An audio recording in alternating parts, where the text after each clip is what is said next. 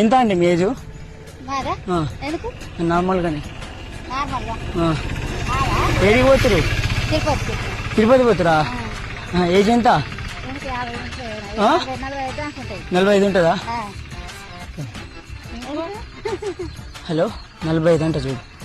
Age 45 ఉంటుందంట. అంటే నీకేమన్నా రోగాలు ఏం లేవుగా? వీళ్ళ కిడ్నీ ఒకటి కావాలి మా వాళ్ళకి. ఒక సూదేస్తా, ఏం కాదులే ఆంటీ. ఆంటీ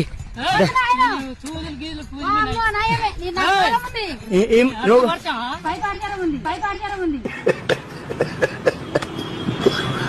ఏ జ్వరం ఉంది?